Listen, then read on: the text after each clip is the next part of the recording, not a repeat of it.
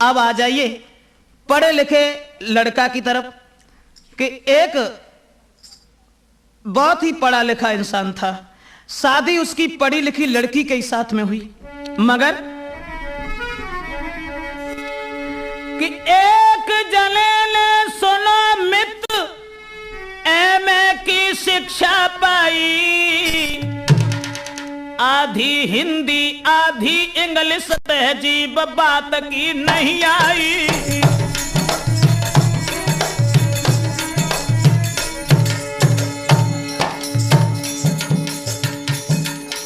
हुआ ये हर साल दई रिश्वत भारी तब पास परीक्षा कर पाई, एमए देख के पढ़ी लिखी सुंदर नारी घर में आई।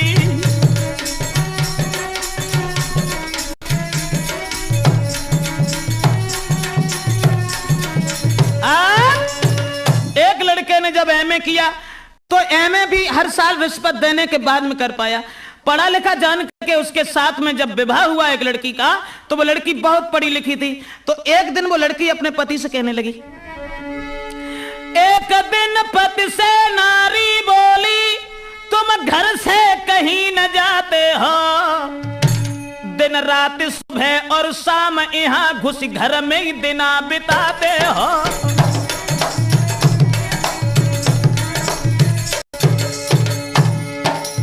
और समझाए कि बोली, तुम तो हो ये में पढ़े लिखे सर्विस कर धन नहीं लाते हो, चुनरी लहंगा साड़ी झंपर है जेवरात नहीं लाते हो।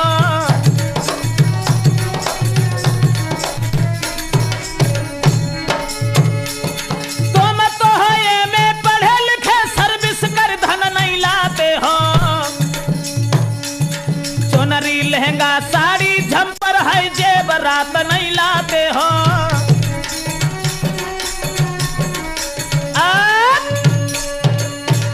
पढ़ी लिखी लड़की कहने लगी, तुम तो भाई एमए पास हो, तो कहीं जाओ शहर में और नौकरी करो, सर्विस करने के बाद धन लेकर के आओ, जो बढ़िया बिल्डिंगें बनवाओ, उसके बाद आनंद से हम और आप रहें। तो अब आप अंदाज लगाएं कि वो कितने पढ़े लिखे थे। तो बात करते हुए समझाने लगे, देखो घबराओ नहीं, मैं बाजार जा रहा हूं। और बोले कि मैं हूं पढ़ी लिखी इतना जो घर से सरकार बुलावेगी, या अभी बाजार को जाता हूं बढ़िया सी सर्विस लाऊंगी।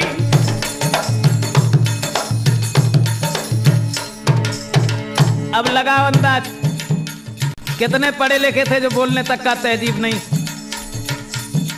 इतने पढ़े लिखे और कहने लगे, फिर जेवरात साड़ी झंपर बढ़िया बिल्डिंग बनवाऊंगी, और डेक मेज पे धरो रहे कैसेट राठौर की लाऊंगी।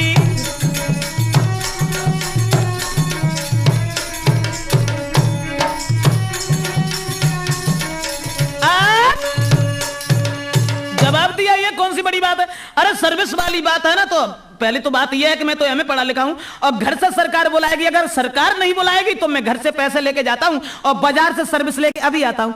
तो सोचने लगी, अब ये तो मालूम पड़ते हैं कि बिल्कुल ऐसे ही हैं कमार। खैर कोई बात नहीं। तो 5 रुपया उठाए और बाजार में पहुंचे, परचूनी की दुकान पर ठाड़ी भाई, और जवाब दो भैया 5 रुपया की हमें सर्विस दे दो।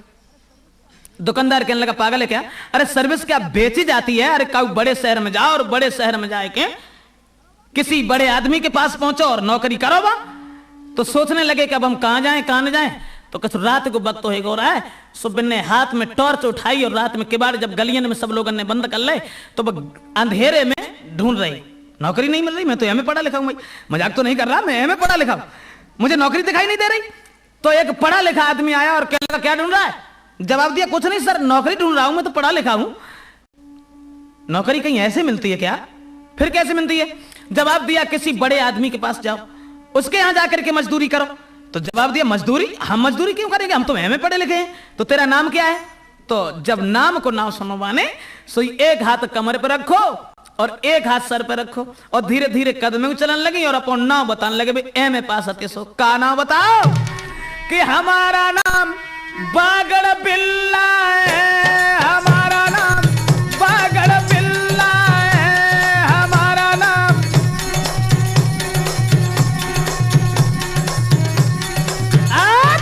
रुक जा, बागड़ बिल्ला, बागड़ बिल्ला तेरा नाम?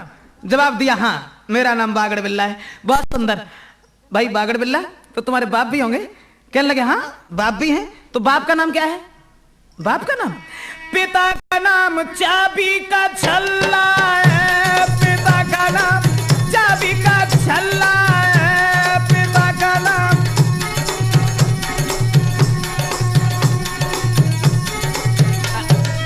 खामोश, चाबी का छल्ला, यही तेरे बाप का नाम है? जवाब दिया हाँ सर। खैर कोई बात नहीं, एमए पास हो ना? कहने लगे हाँ मैंने तो एमए की है, मैं कोई गंवार तो नहीं हूं। जवाब दिया बाप भी है, शादी हो गई?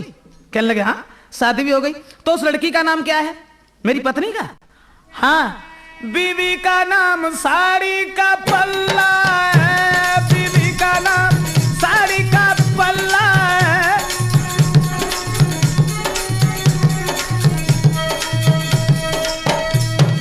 वाह भाई वाह, क्या साड़ी का पल्ला है, बहुत सुंदर। बच्चे भी होंगे? कहने लगे हाँ सर बच्चे भी हैं। तो बच्चों का नाम क्या है?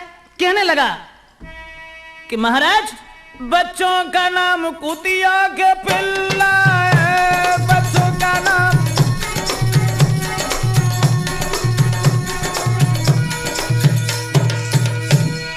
कहने लगा हमारा नाम बागड़ बिल्ला है, पिता का नाम चाबी का छल्ला है, बीवी का नाम साड़ी का पल्ला है, बच्चों का नाम कुतिया के पिल्ला है, बच्चों का नाम।